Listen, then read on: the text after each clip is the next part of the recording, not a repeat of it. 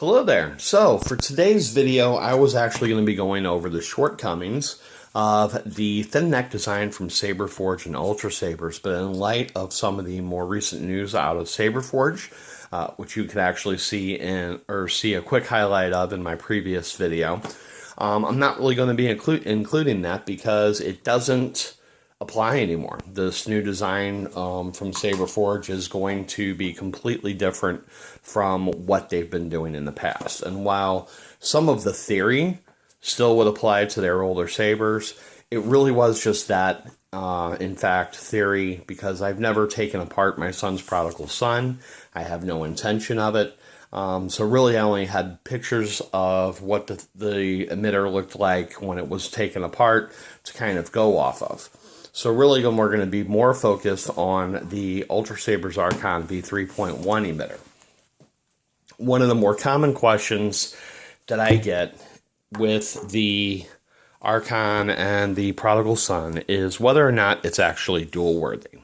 Now, for me personally, I don't feel that it is. We actually took this out when I first got it once. We did some dueling with it in the backyard. Not even really heavy dueling, and with the blade fully inserted into the emitter and the retention screw tightened up as much as it would go, we still managed to knock the blade out of the emitter. And part of the reason for that is because there's not a lot of depth for the blade to sit into the emitter. With other lightsabers that don't have the thin neck design, the blade sits a lot deeper, and the deeper it sits, the more, I guess, leverage it has, to where it doesn't have a lot of, it sits deeper, it sits more securely. On the Archon v3.1 emitter, it only sits about 0.7 inches into the emitter, which is not very much space at all. So if you take a look at it, that's it. That space from here to here is all that's holding on to the lightsaber hilt. And that makes it very easy. Now, one thing that's been done in both the Saberforge and Ultra Sabers designs in the past has been the use of this stem inside of the emitter. And that's one of the reasons why they require that you use a heavy grade blade, because the blade itself has a small enough inner diameter where it fits fairly snugly over the stem. That plus the outer part of the emitter and the retention screw is meant to hold it in a little bit more securely than it would be without that stem. The problem with that is that including this stem,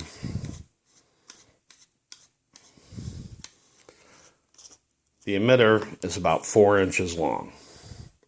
And let's go ahead and just kind of 1 inch, 2 inch, 3 inch, 4 inches.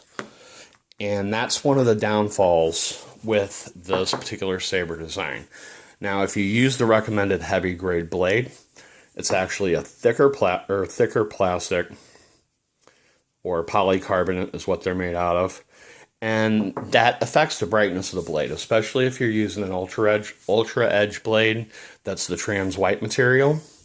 The Saberforge V4 Infinity blades are a little bit brighter because it's more of a frosted polycarbonate than the trans white, so it does allow the light to get through a little bit better. Now, the way these emitters are designed, the LED actually sits at the bottom, and the light has to travel all the way up through this shaft and then out into the blade. And what happens is when it's traveling through this shaft, that light loses its intensity.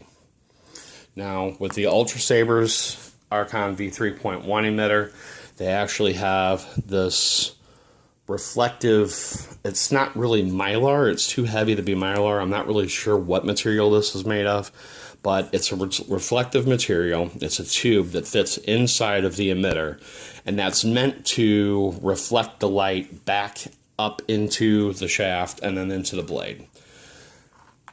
Ultra Sabers with the Archon v3.1 doesn't recommend, it only gives you the option of using the Tri-Cree LEDs.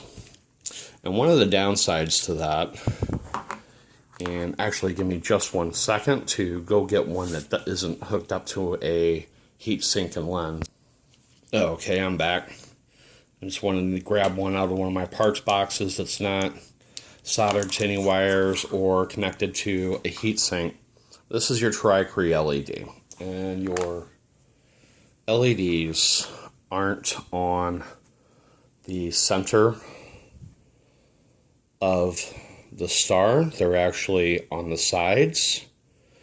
And one of the problems with that, if you take a look at it, you can see, whoops, we're a little bit out of focus there.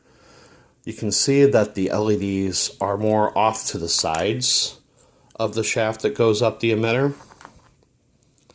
So they don't shine directly into it. Now, these are definitely by far brighter than the single LEDs offered by Ultra Sabers. And I have one of those right here. That's that. Now that single LED would shine directly up into the shaft, but because it's only a single bulb, I guess you would call it, it isn't as bright as the Tri-Cree would be, so that's why Ultra Sabers recommends the Tri-Crees. Like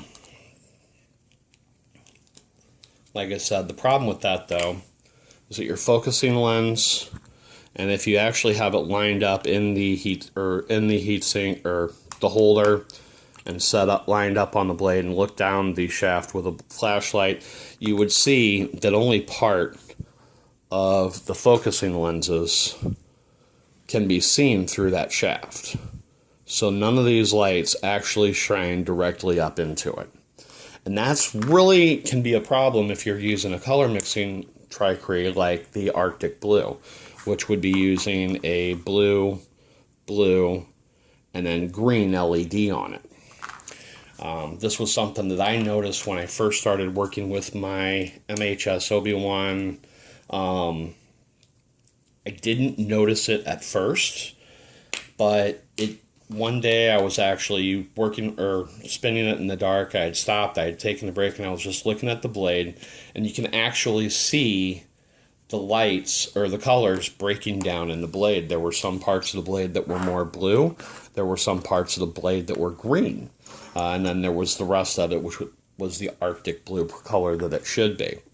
And unfortunately, that was something that once you see it, you can't unsee it.